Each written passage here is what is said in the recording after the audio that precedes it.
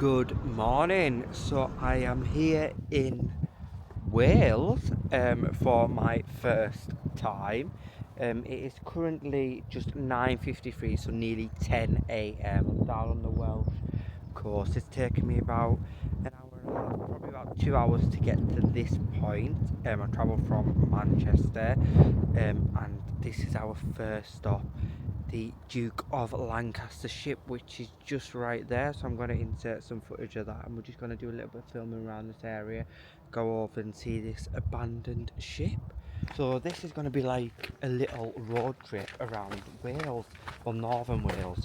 I've not been to Wales before, and I had a few days off, so I thought, why not? So I've come down to Wales, and hopefully it'll be, oh, there's a train. Hopefully it's going to be pretty good. The weather is really nice actually. I was actually going to jet off abroad like I usually do, but I thought, you know what, I'll stay in the UK and kind of explore the part of the UK that I've never been to before. So if you can kind of see, I'm going to just pan round so you can kind of just see the ship just there. Can you see? It's very actually quite sunny. It's about 10-11 Celsius at the moment, but it is still quite early, but hopefully it is going to get out a little bit warmer. I've got some waterfalls planned, hopefully maybe do Snowdon depending how I feel. So yeah, hopefully it's going to be quite a nice little road trip with lots of different things involved. So the Duke of Lancaster is a former railway steamer passenger ship that was in service from 1956 to 1979, and I believe that it's been docked here ever since. There is actually the railway, which is actually like I mentioned earlier, which is actually quite close by, and I believe it used to take people from Evesham over to Belfast. And it was registered in Lancaster originally, and then obviously it ended up down here for its second part of its life, and now obviously its final part of its life. It doesn't seem to be that I'm actually going to get that close to it, which is quite disappointing really. There's like a little, actually I might be able to go over this little bridge and take over this little path. Actually leads over this little estuary because there's like a little river that's kind of in between really. I don't know if you can see the ship just behind. This is the Welsh part of the Welsh coastal path as well, and it's quite nice actually.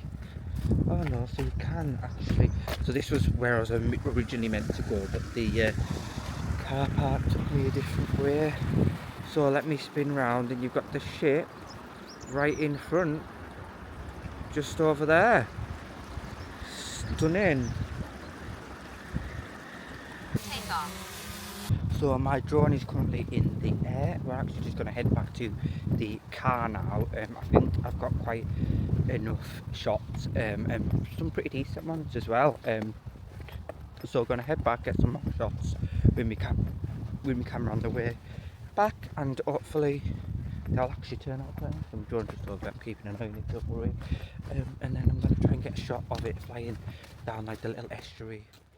My second location, I'll pop the name here because I am not very good at pronouncing place names, if you hadn't already figured out. But we have come down to this gorgeous lighthouse, as you can see behind. So this was probably about a 15-minute drive from the Duke of Lancaster, which, like I say, isn't far at all.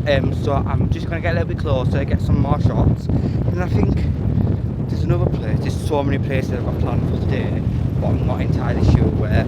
And I'm also pretty sure that the tide might be coming in, hence why it's a little bit windy.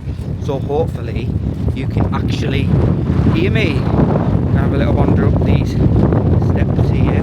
I know you're not going to be able to get in, but just as a nice little vantage point. Gorgeous, gorgeous beaches. It is incredibly windy, so I did get the drone up. It did actually crash the first time. The second time there was an issue with the gimbal because of the wind. It wasn't steadying, which wasn't ideal. I've put my mic on so hopefully you can actually hear me a little bit better. I seem to have some like bit rashiness. Try not to itch. Strange. Wonder if it's something from the sea or something. But yeah, it's very windy. The tide is coming in. I did have a look, and it is coming in like I suspected. So now I'm just going to make my way back over to the car and then make our way to the third location. It's not even midday yet, which is great really. See, it's not actually that windy when you're in like these little dune bits because you're kind of sheltered. But right along the coast, you are exposed and it is very windy, which is a shame because it's actually... Hello. So I'm currently at the I'm a Celebrity castle that was used in 2020 and 2021 for the British I'm a Celebrity when they couldn't return to Australia due to COVID. So I was actually just coming here to do some filming, and it turned out that it's actually open. So I'm actually going to go inside and have a little explore. It was £11 to get in, and then £2 I think for the parking, so I think it was about £14 or so altogether. But apparently there's like a cafe and everything inside. So I'm just heading up now. You get given like a little map as well, which I've just popped in my pocket, which is lovely. So let's go and have a look and explore.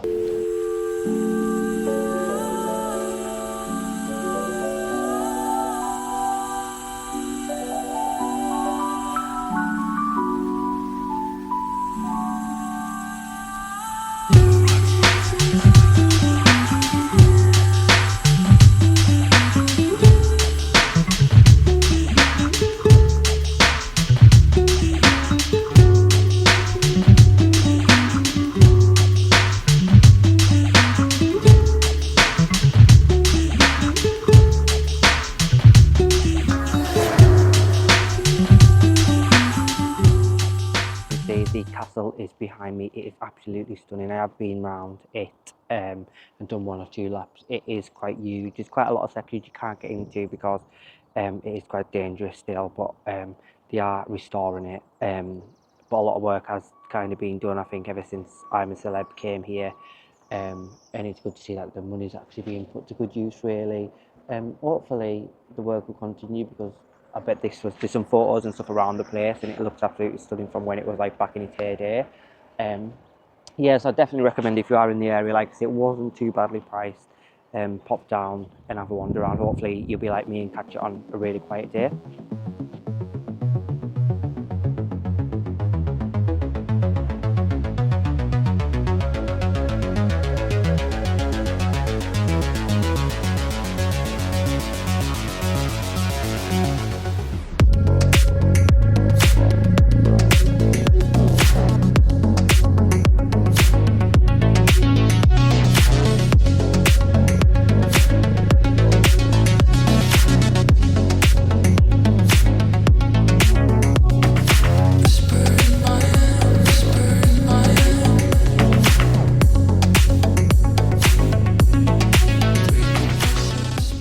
So we are in Conwy Bay.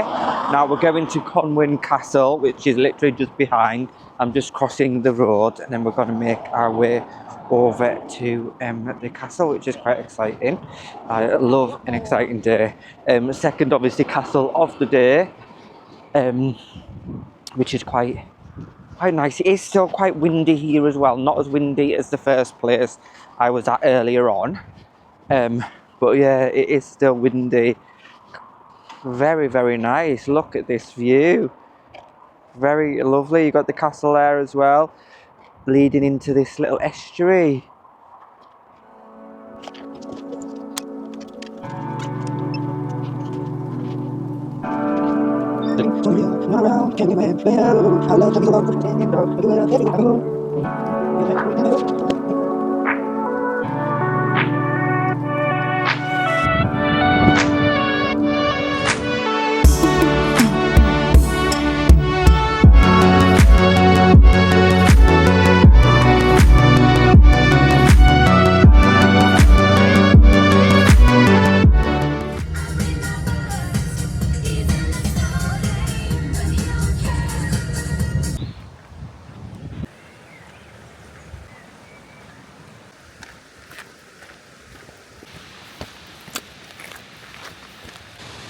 Hello, so we are at the waterfall, as you can see behind me.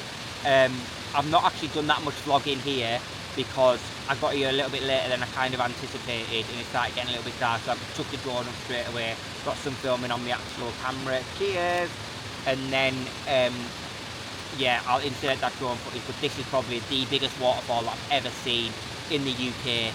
It is absolutely beautiful, it's spectacular, it's huge. The only other time I've seen waterfalls this size was when I was in Iceland with Ellie a few years ago, and that was amazing. But yeah, this is just spectacular. I've been to many waterfalls in the Lake District, as you've probably seen on the channel, but none of them compare to this one. I booked my hostel earlier on, literally probably about an hour and a half ago. The lady on the phone was absolutely lovely, so I'm going to head off there now. It's probably about half hour, 40 minutes away. Went to the Tesco at the last place we were at, and got some snacks and stuff for tonight, because I'm just staying in this little mountain village tonight in the Snowdonia National Park, so I'm not entirely sure what there is there. And then we're just kind of going to see what tomorrow brings.